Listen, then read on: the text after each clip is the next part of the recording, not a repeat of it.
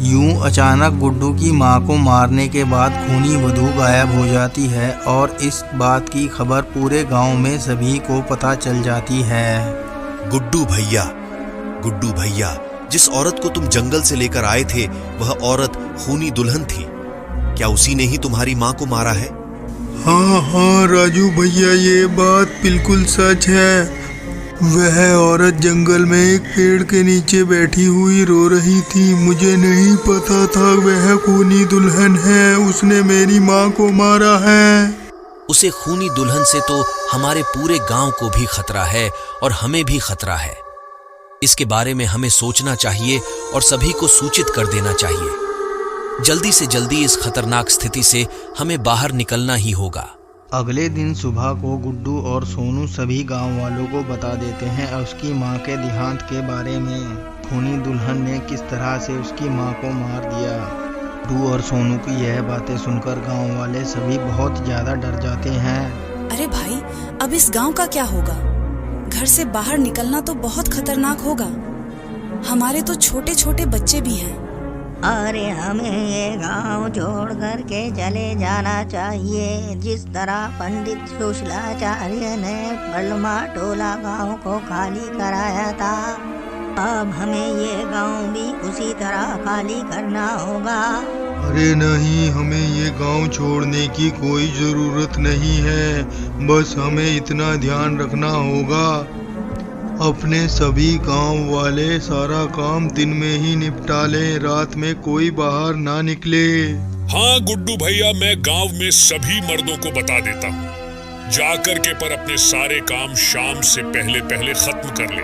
रात के समय कोई भी घर से बाहर ना निकले। ठीक है गुड्डू भैया, हम इस बात का विशेष ध्यान रखेंगे कि रात में कोई भी अपने अपने घरों से बाहर ना निकले, और जो कोई भी अपने घर से बाहर निकलेगा वह अपने आप ही अपनी जिंदगी का और मौत का जिम्मेदार होगा।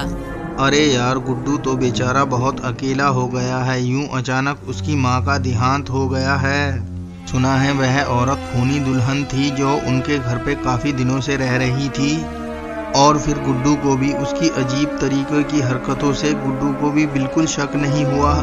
अरे भाई, गुड्डू को बिल्कुल ऐसा नहीं करना चाहिए था। रात में चाहे कोई भी हो, किसी भी इंसान की कभी भी मदद नहीं करनी चाहिए। उसका नतीजा उसे बहुत भयानक देखने को मिल सकता है। यही काम गुड्डू के साथ भी हुआ है। और वह चुड़ैल गुड्डू की मां को मारने के बाद जंगल में अपना रूप बदलने के बाद मेघ गांव की तरफ को जाने लगी। अभी के लिए मुझे इस गांव से जाना होगा। अगर गुड्डू ने किसी तांत्रिक को बुला लिया, कहीं मेरे लिए मुसीबत ना हो जाए, इसलिए चुप जाती हूँ। गुड्डू भैया, क्या तुम्हें उस खूनी दुल्हन को कैद करने का कोई तरीका पता है तो मुझे बताओ। उस खूनी दुल्हन को तो मार नहीं सकते हम, क्योंकि वो वर्षों पहले मर चुकी है। हाँ, मुझे पता है। पास ही के गांव में एक पंडित रहते हैं जिनका नाम आदित्य पुजारी है। उन्होंने सुशील आचार्य, उन्होंने पहले भी इसे कैद किया था। आदित्य पुजारी और पंडित सुशीलाचार्य ने दोनों ने मिलकर एक हवन किया था, जिसके कारण उसे फिर वशीकरण करके कैद कर दिया था। तो अब हमें आदित्य पुजारी और पंडित सुशीलाचार्य के बारे में पता करना पड़ेगा। इसी तरह उसे दोबारा कैद करवा देंगे हम और मेरी माँ का भी बदला पूरा हो जाएगा। गुड्डू भैया, तुम्हारे बदले के साथ साथ पूरे गांव का भी कल्याण हो जाएगा और समाज का भी कल्याण हो जाएगा। उसे खूनी दुल्हन से हमें सभी को छुटकारा मिल जाएगा। मैं तुम्हारे साथ हूँ, चाहे इसमें मेरी जान ही क्यों ना चली जाए। अगले दिन गुड्डू और सोनू आदित्य पुजारी और पंडित सुशीलाचार्य को ढूंढने के लिए निकल पड़े। अरे गुड्डू भैया, यहाँ तक तो हम पहुँच गए हैं उनके गांव में, लेकिन हमें किसी से पता करना होगा। हमें इनका पूरा पता नहीं मालूम है।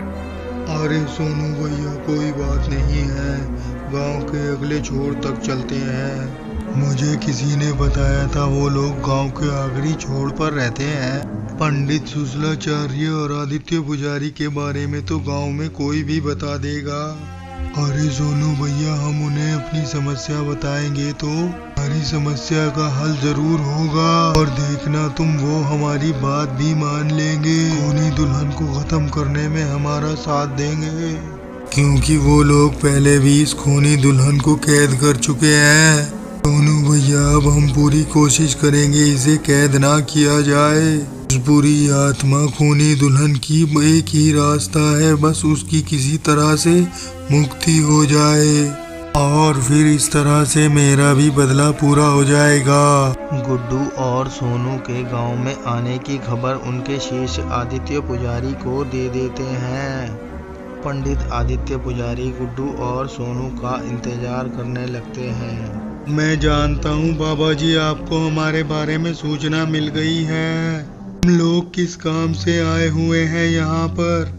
कृपया करें, उस खूनी दुल्हन को मुक्त करने का कोई मार्ग दिखाएं हमें। वह खूनी दुल्हन जंगल में एक पेड़ के अंदर रहती है। जब वह रात को शिकार के लिए निकल कर जाएगी, तुम्हें आकर के पीछे से उसे पेड़ को आग से जलाना होगा। इसी कारण उसकी मुक्ति हो जाएगी। आदित्य पुजारी की बात सुनने के बाद गुड्डू और सोनू जल्दी से अपने गांव की तरफ रवाना हो गए।